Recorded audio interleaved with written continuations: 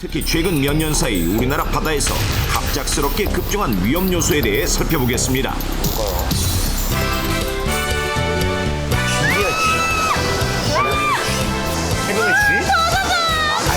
얼른 들어가자.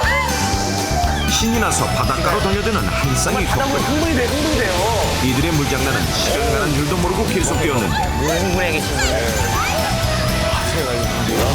그러다 어느 순간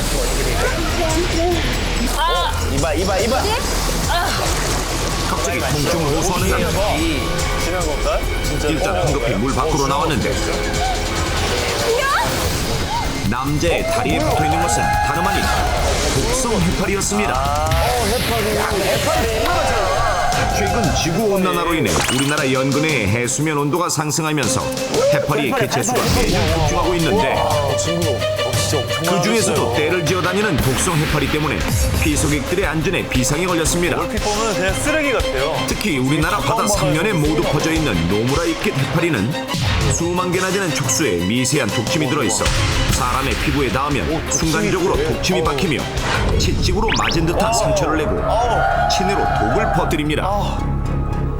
그렇게 되면 피부가 붓게 되고 심한 통증과 발진 및 발열이 발생하며 감각 이상이나 두통으로 고통받거나 구역질을 동반한 메스꺼림 등의 증상이 보이고 독인가 봐요. 체질에 따라서는 쇼크로 사망하기도 하는데 해파리 때문에?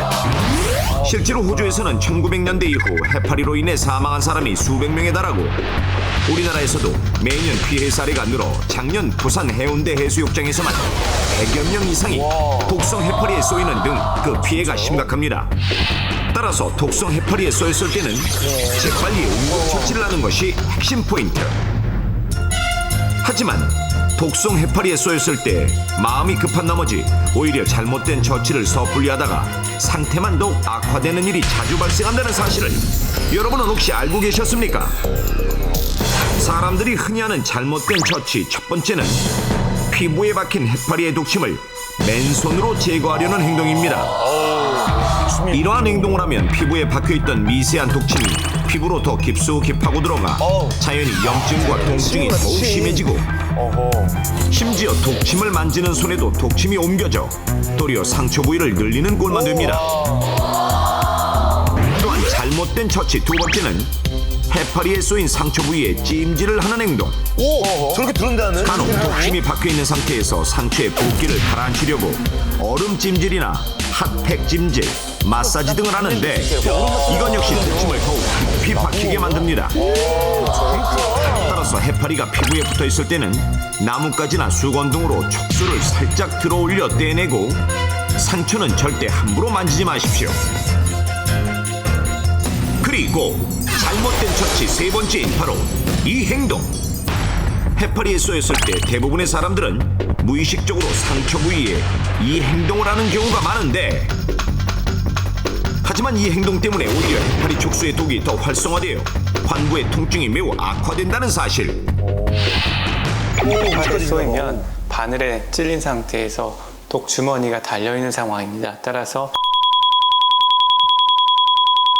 독낭이 계속 독이 더 많이 흡수될 수 있기 때문에 피하셔야 합니다. 자, 그렇습니다.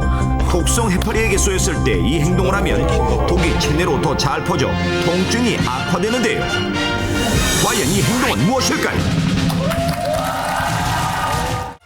독성 해파리에게 쏘였을 때 섣불리 잘못된 처치를 해서 오히려 상태를 악화시키는 경우가 있으니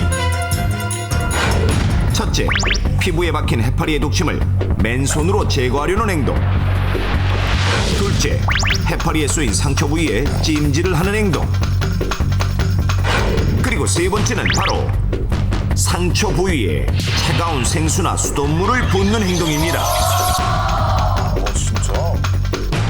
저건 해파리에 쏘인 경우 상처 부위를 소독하기 위해 흐르는 물이나 수돗물, 찬물로 소독하는 경우가 있으신데요.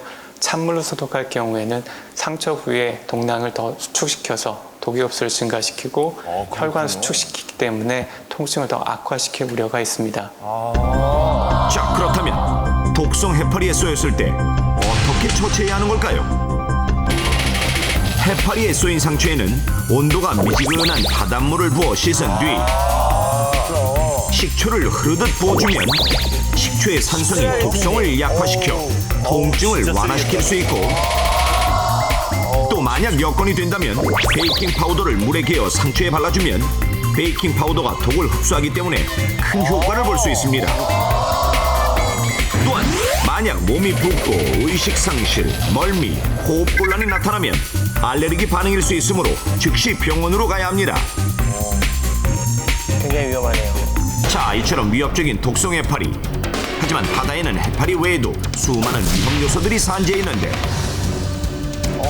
이번 여름 바다로 피서를 떠날 분들이라면 지금부터 알려드리는 3가지 필수 안전 상식도 반드시 기억하셔야 합니다. 잘 보셔야겠어요. 일단 바다에서 일어나는 대다수 사망 사고의 직접적인 원인은 바로 파도. 파도 중에는 얌전하게 일렁이는 낮은 파도도 있지만 몇 미터에 달하는 높은 파도의 경우에는 가히 위협적인데, 파도 때문에 가는 건데. 만약 바다에서 물놀이를 하다가 이런 거대한 파도가 급속도로 밀려온다면 어떻게 해야 할까요? 이 순간 파도를 벗어나겠다고 무작정 수영을 시도한다면 파도에 엄청난 물살에 휩쓸려 영원히 바닷속에 갇힐 수도 있습니다. 따라서 이럴 때 가장 안전한 방법은 물속으로 들어가 전신에 힘을 빼고 바닷물의 흐름에 몸을 맡기는 것. 자, 이것의 원리는 이렇습니다. 수면 위로 몸이 나와 있으면 거센 파도의 힘을 그대로 받게 되지만 물 속에서는 사람의 몸에 가해지는 파도의 힘이 약 50% 정도 감소하고 파도가 지나간 다음에는 대부분 제자리에 다시 돌아오게 되기 때문에 안전합니다.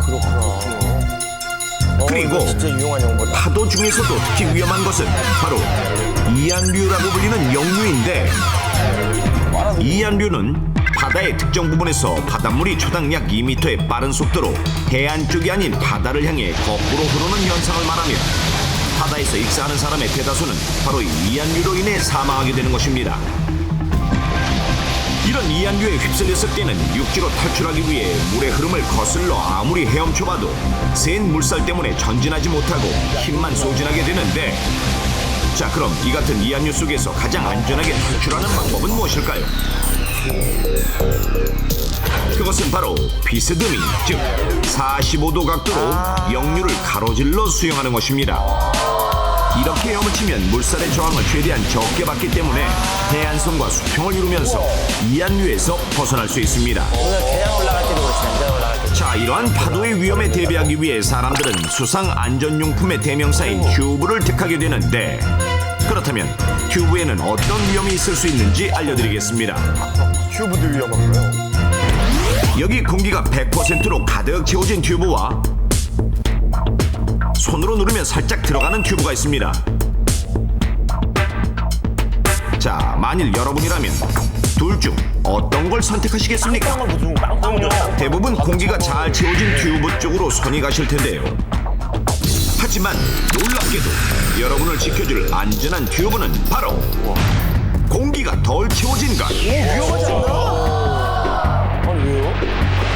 물놀이를 할 때 튜브에 공기를 가득 채우는 게 좋다고 생각하실 수도 있겠지만은 사실은 70% 정도만 채우는 게 안전합니다.